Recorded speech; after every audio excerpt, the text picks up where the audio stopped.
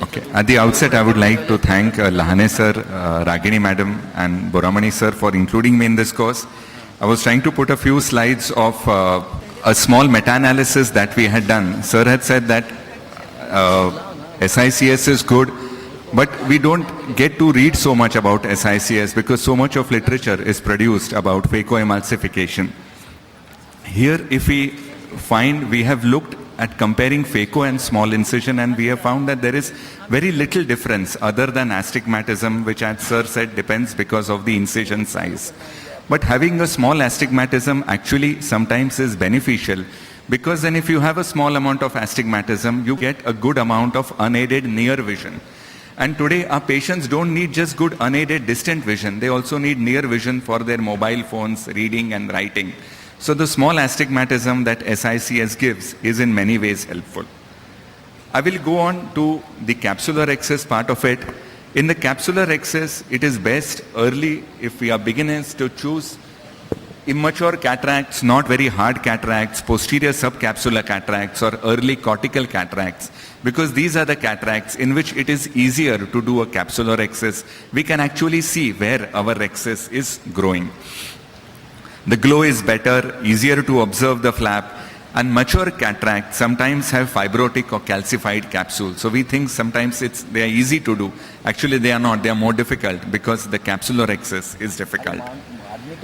And at least for beginners, let us not start on dislocated cataracts, subluxated lenses, corneal degenerations, dystrophies, or in peripheral corneal thinnings, or in mature or hypermature cataract.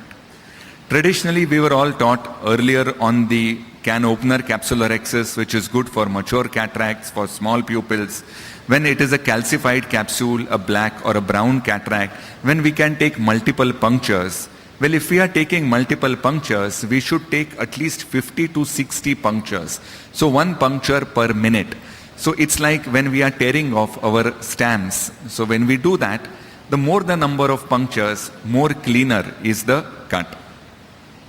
But later perhaps we can shift on to an envelope capsulotomy for a mature, hypermature or a brown or a black cataract. And that envelope again, once we do the clear cut, we can make it straight and again take it off so that finally it looks something like a CCC or a capsular excess. The CCC or a capsular excess is definitely the best kind of capsular excess. An envelope will ensure in the back placement of the IOL. But the stability can be given only by CCC. Again, in envelope, we can put the IOL on the anterior flap in case there is a rent. But this is the gold standard for doing capsular excess. Phacoemulsification came in 1969-1970, but phaco really became popular only after late 1980s or late 1990, because that is the time when the CCC was discovered by Gimbel and Neuhan in Japan and the US. It is the CCC that gives stability to the bag, and so I think that is the capsular excess ideally we should do even for small incision surgery. It is the best one. It ensures in the back placement of the lens there is a safe and easy aspiration of the cortex. And if the lens goes inside the bag, then the lens also gives what is called a pseudo accommodation. So you also get a bit of near vision, especially in younger people. And there is minimum trauma to the zonule, so it is the safest kind of capsular excess to be done. And again, sulcus fixation can be done if there is a rent. Again, we take a small initial cut, we raise the flap either with a cystitome or a Utrata forceps. And when we are doing it, we can either doing it by shearing or ripping. And when we complete the CCC, we should always complete it from the outside in, never inside out, because then the CCC will never extend. And if we have a good CCC, then how much ever the cataract is hard, we can always be sure that we will be able to put in a PCIOL and we don't have to resort to ACIOLs. In case the capsule is very white, we are not able to see, worth using trypan blue. It's easier doing capsular staining. Nowadays they are so easily available. But then what is the trick for doing capsular excess? The trick is to keep the chamber full. So either we have a high viscosity visco, or if we are doing a blue menthol technique like madam will be showing later, we use a AC maintainer. we loosen the rectus, we can loosen the speculum, because if there is more pressure on the globe, then there is always an upthrust that is there. And if there is an upthrust, there is a chance that the capsular axis will extend and the chance that the zonules will break.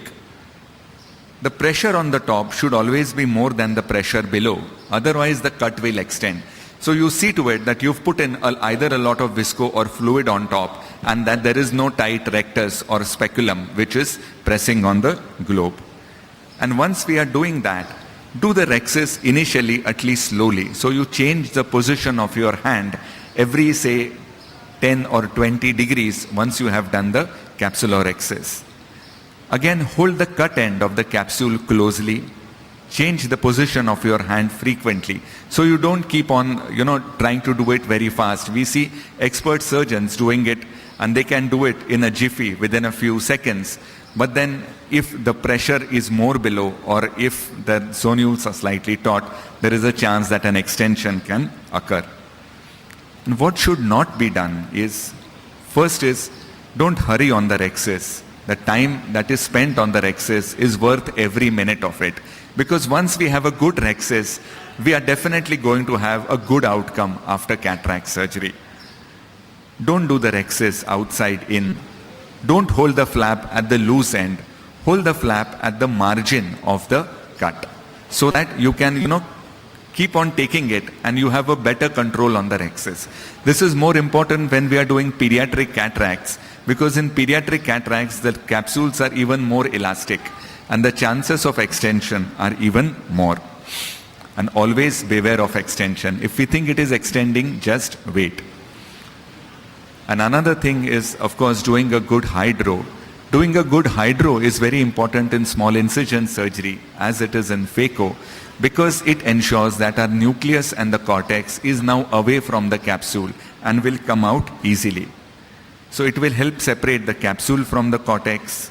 It will avoid better and easy cortex aspiration, especially in SICS, where we are going to do it manually. Again, when we are doing a hydro, we should do it at multiple sites. So just don't do it at, say, 4 o'clock or 8 o'clock. You do it at 3 o'clock, 9 o'clock, 6 o'clock.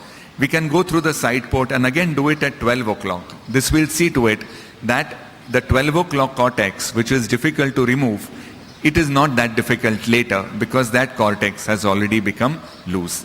So either we can use a J-shaped cannula or we can just go in from the side port. And the fluid wave that is going beneath the cortex is usually visible. There can be something like that golden ring that is seen. And whenever we are doing hydro, see to it that the cannula is 90 degrees to the rim of the CCC. Then only will the fluid go directly to the equator and will go below. And at the end of a hydro, in SICS and even in phaco, we should check for the free mobility of the nucleus, that the nucleus is able to rotate easily. If it is able to rotate easily after a hydro, means definitely it can be prolapsed into the anterior chamber much, much better. Hydrodelamination is perhaps not needed in SICS. This is, again, it can be done, but then we'll have to then remove the epinucleus separately. But if we do a delamination, at least we can judge the hardness of the nucleus. So at this, I would like to stop my talk on CCC, on the capsular axis and hydro.